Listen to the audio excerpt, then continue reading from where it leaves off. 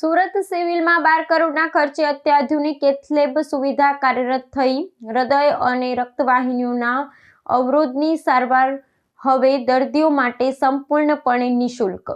દક્ષિણ ગુજરાતના દર્દીઓ માટે આશીર્વાદરૂપ ગણાતી સુરતની નવી સિવિલ હોસ્પિટલ ખાતે 12 કરોડ રૂપિયાના માતબર ખર્ચે રક્તવાહિની નિદાન પ્રયોગશાળા એટલે કે કેથલેબ સેવાનો વિધિવત પ્રારંભ કરવામાં આવ્યો છે। આ નવી સુવિધાના આગમનથી હવે હૃદય તેમજ શરીરના અન્ય ભાગોની રક્તવાહિનીઓમાં રહેલા અવરોધોનું સચોટ નિદાન ને સારવાર સરકારી સંકુલમાં જ શક્ય બનશે।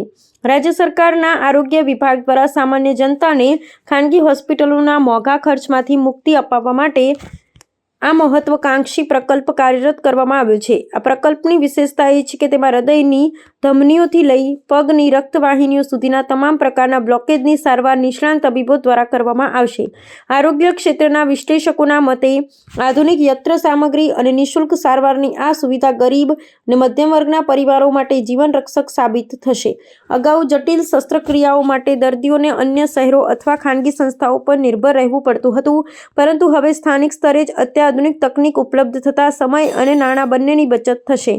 આગામી સમયમાં આ કેથલેબ દ્વારા હૃદયરોગના હુમલા અને રક્તવાહિની સંબંધિત વ્યાધિઓના કિસ્સામાં ત્વરિત સારવાર પૂરી પાડવાનું આયોજન છે, જેનાથી મૃત્યુદરમાં ઘટાડો લાવી શકાશે।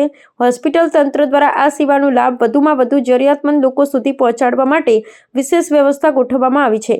નિષ્ણાતોને મતે આ સુવિધા સુરત અને આસપાસના ગ્રામ્ય વિસ્તારોના આરોગ્યલક્ષી માળખાઓને વધુ મજબૂત બનાવશે અને ભવિષ્યમાં અંગ પ્રત્યારોપણ જેવી જટિલ પ્રક્રિયાઓ માટે નવો માર્ગ પ્રશસ્ત કરશે। હું ડૉક્ટર હિરેન રાઠોડ છું, ન્યુરો અને વાસ્ક્યુલર ઇન્ટરવેન્શન રેડિયોલોજિસ્ટ।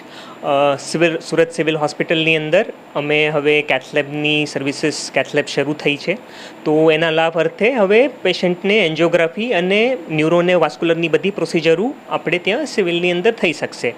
પ્રોસિજર્સની અંદર વાત કરીએ તો પગથી લઈને માથાની બધી પ્રોસિજરો ઇન્ક્લુડ થાય છે એન્ડોવાસ્ક્યુલર, જેમાં મોટાભાગે હિપેટોબિલિયરી પ્રોસિજર્સ હોય છે, અમુક પેરિફરલ વાસ્ક્યુલર પ્રોસિજર્સ હોય છે, જેમ કે એન્જિયોપ્લાસ્ટી થઈ ગયું, સ્ટેન્ટિંગ થઈ ગયું, પગની નસું બંધ પડતી હોય, દબાઈ ગઈ હોય તો એની એન્જિયોપ્લાસ્ટી સ્ટેન્ટિંગ થઈ ગઈ। પછી અમુક રિનલ ઇન્ટરવેન્શન્સ છે કે જેની અંદર કોઈ નસની અંદર ફૂગો બન્યો છે, એન્યુરિઝમ બન્યું છે તો એનું કોઇલિંગ છે, એની માટે ફ્લો ડાયવર્ટર કે એ સર્વિસીસ છે તો એ બધું પણ શક્ય બનશે। એના સિવાય ઓન્કોલોજીની અંદર કે જે કેન્સરના દર્દીઓ છે તો એમાં અમુક પેશન્ટની અંદર જેમાં અમારે નસની અંદર જઈને દવા આપવી પડતી હોય છે, કીમો એમ્બોલાઇઝેશન અમે બોલતા હોઈએ છીએ, તો એ બધી સર્વિસીસ પણ હવે સિવિલની અંદર પોસિબલ બનશે। એન્ડ ટાઈમ સાથે અમે અમારું આ સ્પેક્ટ્રમ ઇન્ટરવેન્શન રેડિયોલોજીનું સ્પેક્ટ્રમ અમે વધારીને જેટલું બેસ્ટ આપી શકીએ પેશન્ટને એવું કરવાની અમારી કોશિશ રહેશે।